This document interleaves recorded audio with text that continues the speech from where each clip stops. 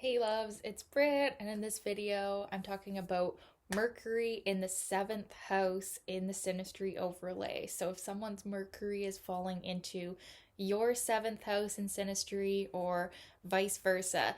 So this is a really nice one. There's almost like a real brotherly or like sibling light-hearted communication energy here where there's a lot of enjoyment and openness in communication.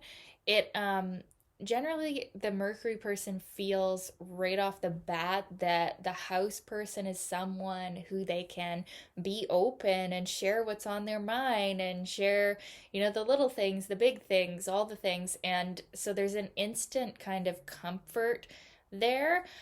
Even especially, this will be strong if Mercury is opposite the ascendant, so Mercury conjunct the descendant. There's this real bond where we feel like we've met someone that we can talk to, and the seventh house person sees the Mercury person as this delightful companion. They could see them as very knowledgeable, or they could see them as someone who pays a lot of attention to them as well. The Mercury person can kind of have this like doting energy on the house person where, yeah, they definitely give them a lot of attention and really see them, or at least that's what it can feel like, is that um, the house person is really being seen by the Mercury person in a deep way. And their instinct, because of that, because of the way that this feels, is to harmonize with the Mercury person and go along with, what they want to do, and not in a way where they're being pushed. Mercury isn't a pushy energy, but it's just when someone's Mercury falls into your seventh, it creates such a vibe of like wanting to harmonize and enjoyment of communicating that, yeah, the house person can be like, okay, maybe I wouldn't usually go to that place or talk about this thing, but with you, Mercury, I will, because you're just this fun companion. And there's a lot of ease in communication. Now, the difference with this one and like Mercury in the first house, which shows like a really good communication as well, is that the house person in this case isn't focused on themselves and their own identity, right? Like I said, they're kind of going along with Mercury's plan or what Mercury's talking about. And they can focus on themselves. It's just they're not as activated in their self expression. It's more they're activated in their wanting to harmonize or go along with the Mercury, right? So when someone activates our seventh, it's very different than when someone activates our first, right? So the communication is still very good, and the house person is very activated in, wanting to partner with Mercury on whatever it is that Mercury is doing. So there's actually a real compatibility because people in our seventh house represent what we want to partner with, or at least how we partner, how we see the other. So we see Mercury as someone that we want to partner with because even though they're different than us, they're offering a different perspective, likely, than what we've come from with our first house. It's still stimulating and it's exciting, and it's like finding our other half and finding someone who can really balance us out. And that's really something the Mercury person can help the house person with, is like softening the edges of their personality. Because our ascendant, when we over identify, with our ascendant, we have a strong personality.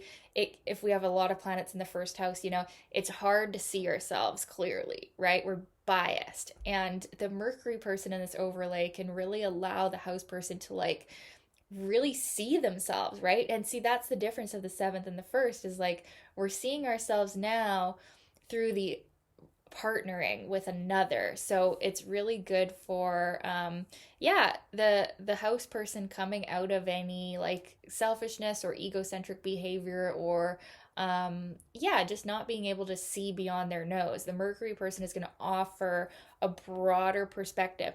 Now, this isn't as likely with Mercury in the seventh house, but you could still see it that There could be a bit of people pleasing, right? Where even both of them, because the Mercury person can want to do this too, because they really enjoy the companionship of the house person. It's like they could both just try to want to be what they think the other wants and then lacking authenticity, right? So that's something to watch out for with this overlay is that, it feels so good, like we're buddies, but we might, because we like it so much and we want to, there's like a pleasing energy here. We might, be overly accommodating to this person when we need to stand up for ourselves more. Okay. Now, not just Mercury in this house would probably have that effect, but if there's like a stellium of planets in our seventh, that can definitely happen. But Mercury too, it can be showing up in communication. We might not always be as authentic as the house person as we could because of the way Mercury is kind of making us reflective, right? So that could be the only downside of this relationship or this overlay is that the house person might become lost in who they really are because they're trying to appease the Mercury person. And the Mercury person never intended for that. Mercury's not a controlling planet. They're not trying to, it's not like Pluto in the seventh where they're actively, trying to transform our identity or something. It's just that this naturally kind of happens with seventh house overlays. But overall, this is a really lovely one. Like I can look back on my life every time I've had this. It quite often does occur in significant relationships, where you definitely learn a lot and you definitely want to partner with someone when their Mercury's in your seventh or vice versa. There's this real like, yeah, wanting to partner up, wanting to do stuff, wanting to get along. You really do want to get along. And so therefore it can show up in a long-term relationship where the communication is really good and we're able to, yeah, give the other space to be themselves and vice versa when this is operating in a healthy way. There's a really good flow there. And yeah, like I said at the beginning, and kind of lighthearted sibling like energy. We might not talk about the deep things with this overlay either, though. Wait for my Mercury in the eighth, where we're going to talk about the deep things. But Mercury in the seventh, it does.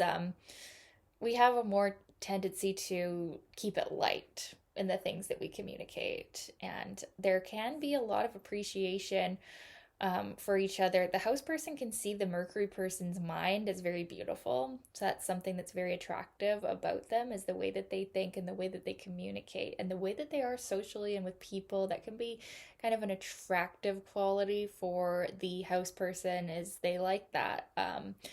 The way the Mercury person is in relation to other people. They can see them as kind of a charmer or a good speaker or someone that helps them even be more charming or more tactful or a better communicator as well. So, communication is definitely a big theme of this relationship, especially with Mercury opposite the ascendant, conjunct the descendant. It's like there's just non-stop communication. So this one can definitely show that it is there's a lot of communication, talking all day long, and there's a lot of energy in sharing our thoughts with this overlay. It's really good for doing business together, friendships, legal work together. It's definitely works well if you are working on something that's in the public eye as well with this overlay or Mercury opposing the ascendant. You do work well in that, and that might even be how you find each other is like through the public eye.